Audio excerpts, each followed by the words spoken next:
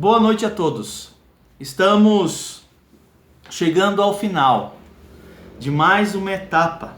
Depois de 2 meses fazendo 2 estudos bíblicos, foram 9 aulas no total. Como passou rápido. Não é verdade? Tantas lições, tantas provinhas, tantos versículos memorizados, e tudo isso para que você crescesse mais. Que eu crescesse mais, tanto no conhecimento, tanto quanto no temor do Senhor.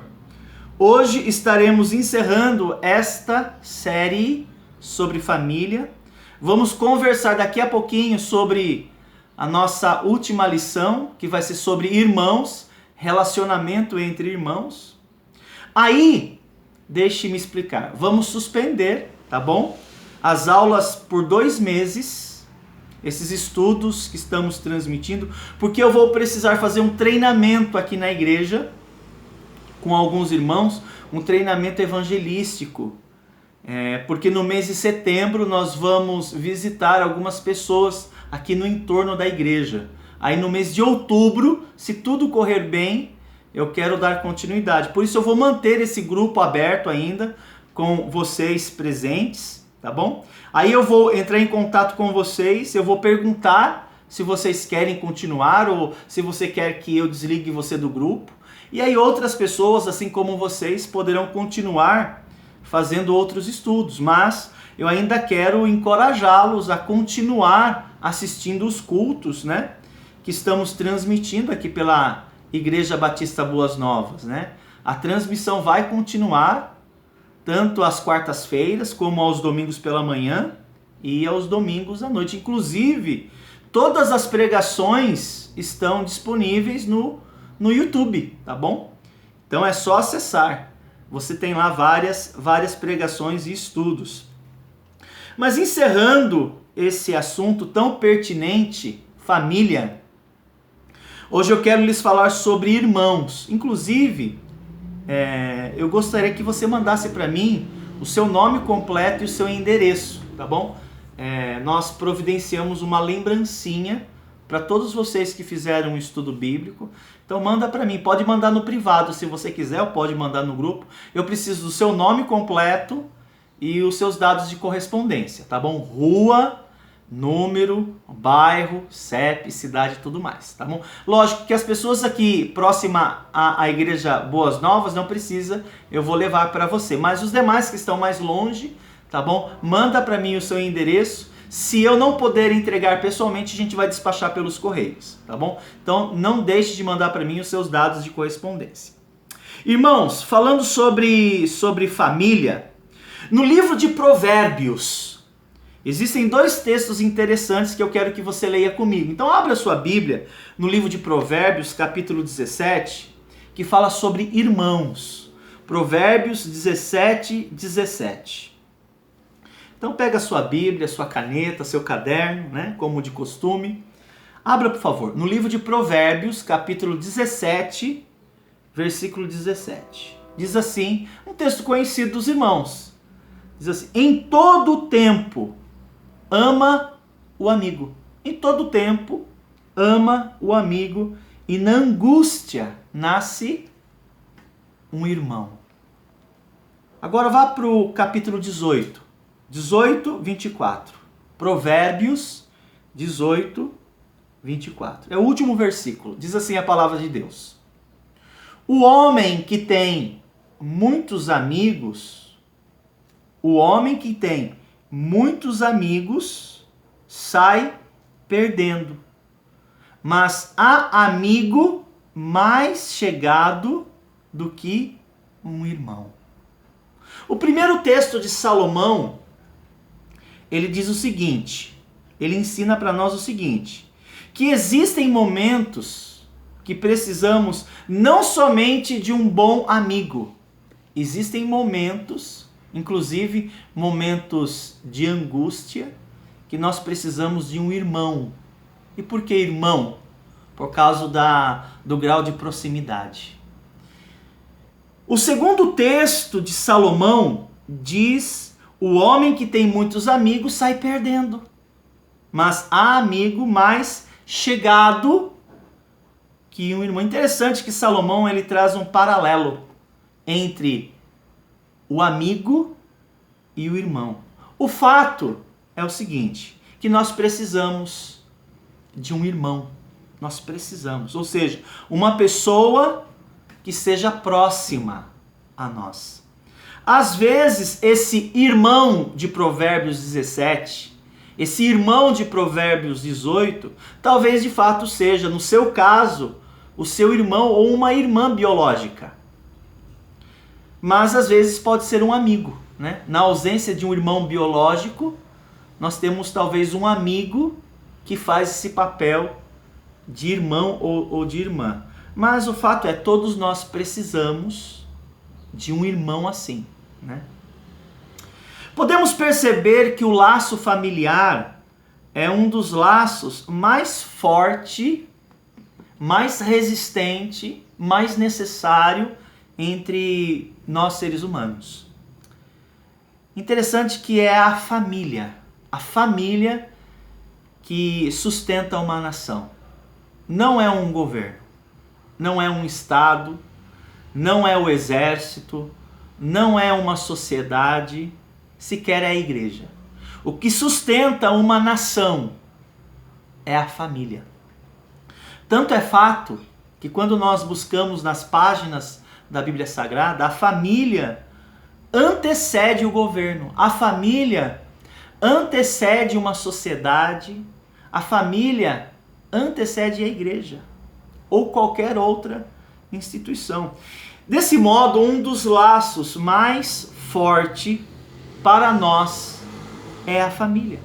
A família não somente é a principal, mas é a primeira instituição criada por Deus. Tanto é fato que na lei de Moisés temos um mandamento dentre os 10, um mandamento que Deus deixou para nós, para nos governar, que existe para preservar a família. Quer ver só? Leia comigo Êxodo capítulo 20, versículo 12. Êxodo é o segundo livro da Bíblia. Êxodo capítulo 20, versículo 12. Diz assim, 20, 12. Êxodo. Honra teu pai e tua mãe. Honra. Para que se prolongue os teus dias na terra que o Senhor teu Deus te dá. Temos tantos filhos insolentes. Temos tantos filhos rebeldes na relação com seus pais, no tratamento, no cuidado para com eles, que eles quebram esse mandamento. Interessante que esse mandamento é o único mandamento dentre os 10 mandamentos que carrega consigo uma promessa. Os outros mandamentos, os outros 9 não têm promessas. Mas esse mandamento traz consigo uma promessa. Leia novamente. Êxodo 20, versículo 12. Honra teu pai e tua mãe, para que se prolonguem os teus dias na terra que o Senhor teu Deus te dá. Veja, esse texto traz uma promessa de prosperidade. Isso mesmo, prosperidade na vida. Prosperidade não é ser rico. Prosperidade é viver bem enquanto vive na terra. É viver bem, é viver em paz, é viver com a consciência tranquila. Não é somente viver ou sobreviver. É viver bem enquanto Deus te dá vida para viver. Interessante que viver bem, prosperidade na vida, tem a ver a forma como você trata o seu pai, a forma como você trata a sua mãe. Honra teu pai e tua mãe, para que se prolonguem os teus dias sobre a terra que o Senhor teu Deus te dá. Desse modo, família é um laço forte para o ser humano. Principalmente a relação entre os irmãos. Principalmente. Não importa se você é o irmão mais velho, se você é o irmão do meio, ou um dos irmãos do meio, ou você seja o caçula. É tão bom saber e ver que existe famílias, que existe relacionamento entre irmãos que eles são unidos. A Bíblia fala sobre isso. Se você ler o Salmo 133, a Bíblia fala sobre isso. Salmo 133, versículo 1.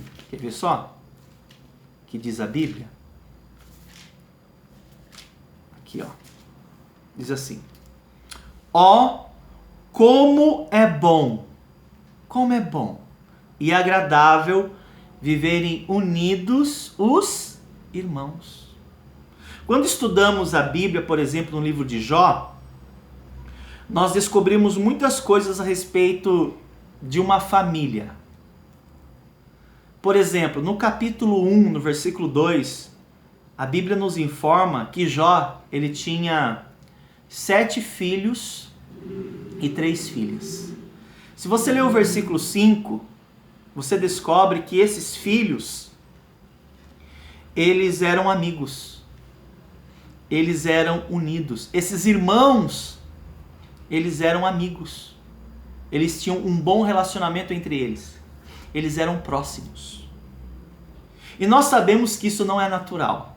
O que não é natural? Que os irmãos sejam amigos. Não é normal que os irmãos sejam unidos. Quem tem mais do que um filho sabe sobre isso. Quem tem mais do que um irmão sabe do que eu estou falando. Os filhos, naturalmente, eles não são unidos. Agora, quando se tem dinheiro, é mais complicado ainda manter a união e a amizade entre eles. Quanto mais dinheiro tem a família, mais difícil é manter a unidade entre eles. E olha que Jó, ele era um homem rico. Um homem rico. Um deputado em Brasília, ele disse uma coisa interessante um tempo atrás. Ele disse o seguinte: eu nunca vi uma família rica e unida na hora de dividir a herança. Sabe por quê? Porque dinheiro não tem liga. Dinheiro não tem amálgama. Dinheiro divide.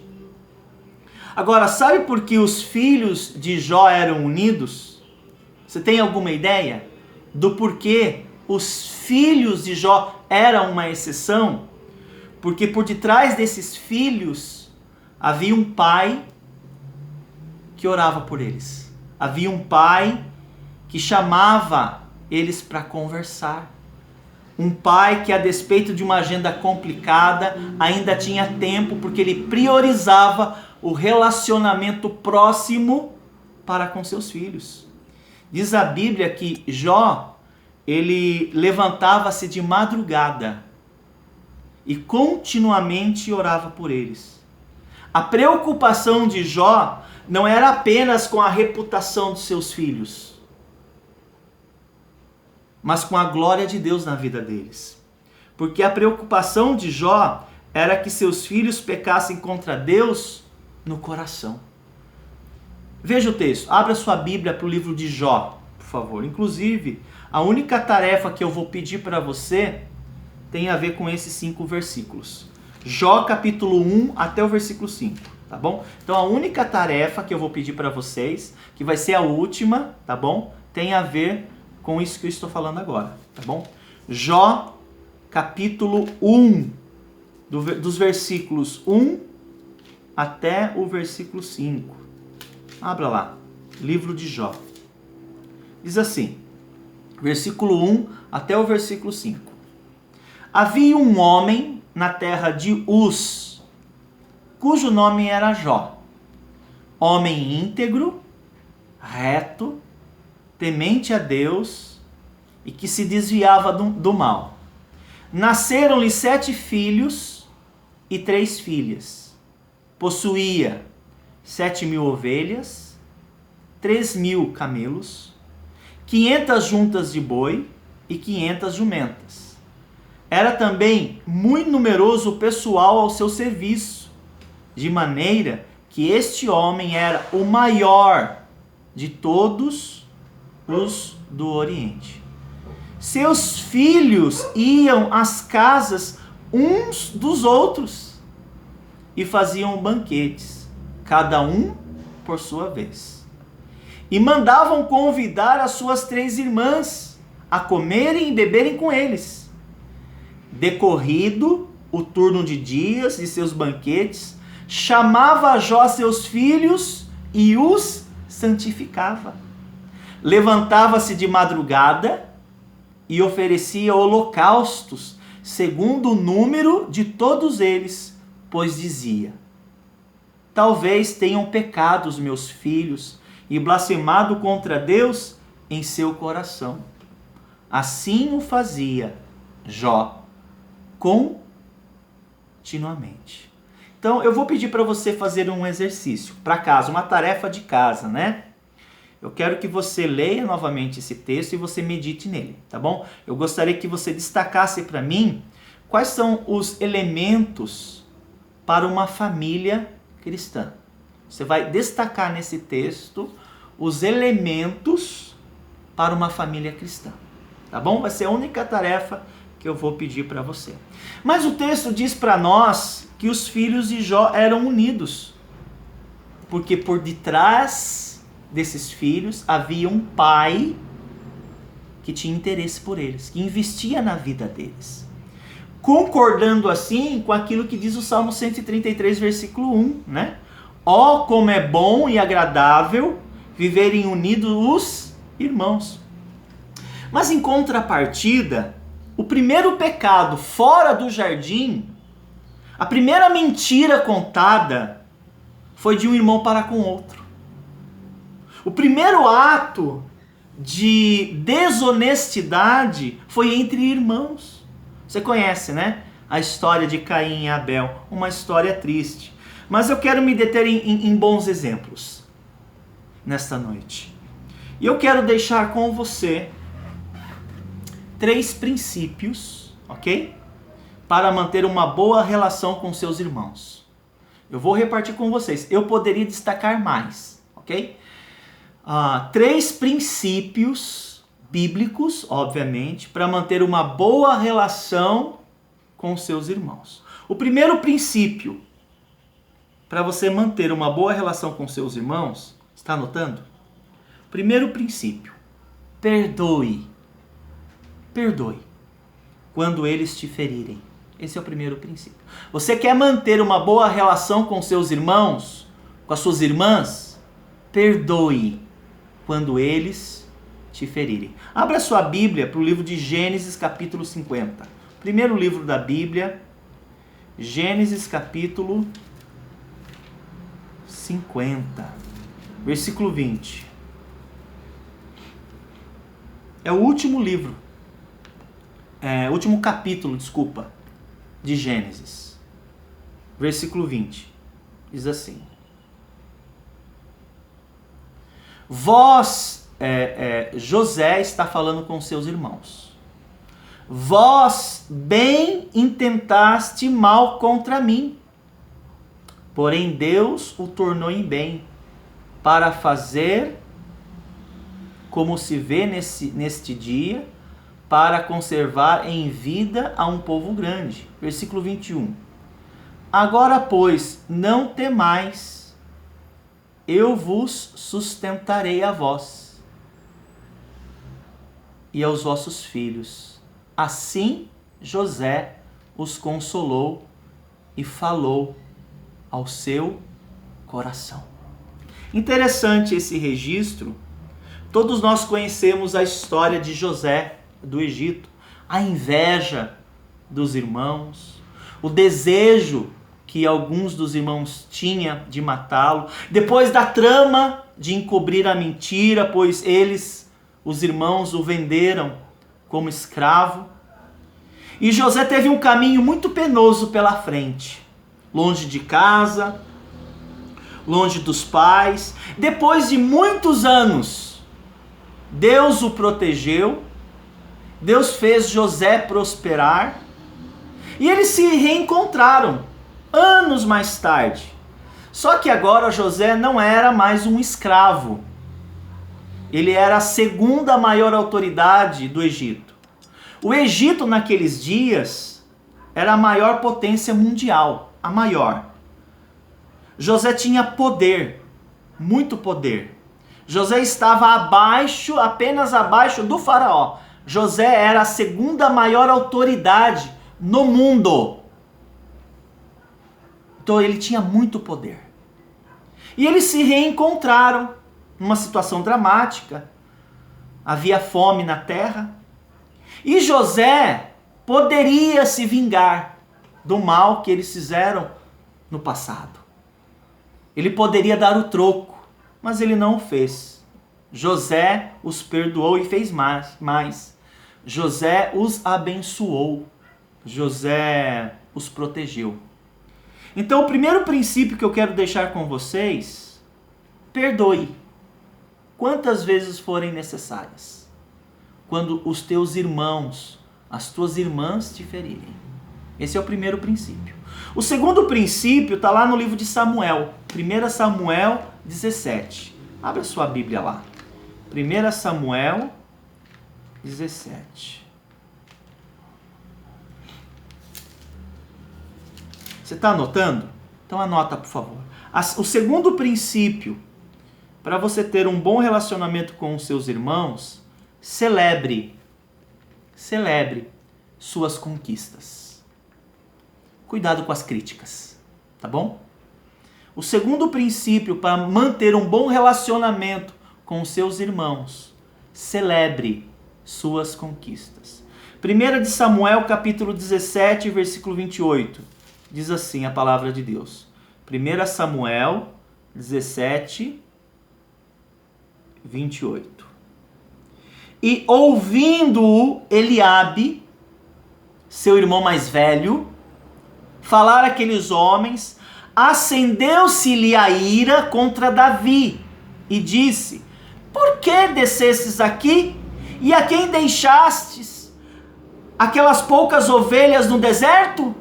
Bem conheço a tua presunção e a tua maldade. Descestes apenas para ver a batalha.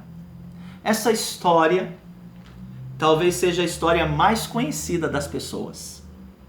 Talvez seja a história mais contada às crianças, que foi a vitória de Davi sobre Golias. Mas essa história da vitória de Davi sobre Golias, ela começa quando Jessé, o pai de Davi, pediu a ele que fosse ao acampamento levar mantimento. O pai dele pediu para que ele fosse ao acampamento, encontrar-se com seus irmãos e levar mantimento. O pai iria ficar aos cuidados das ovelhas, porque Davi era pastor de ovelhas. Os irmãos de Davi serviam o exército do rei. O rei Saul era o rei. E os irmãos eram soldados.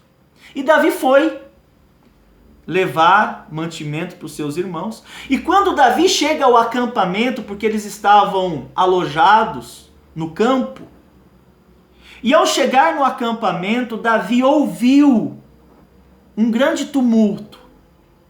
E ele viu Golias afrontando não somente o exército de Israel, não somente a reputação do rei, mas Golias estava afrontando o próprio Deus de Israel. E Davi achou aquilo um absurdo, né? Uma arrogância, uma prepotência, uma insolência de Golias falar assim sobre Deus.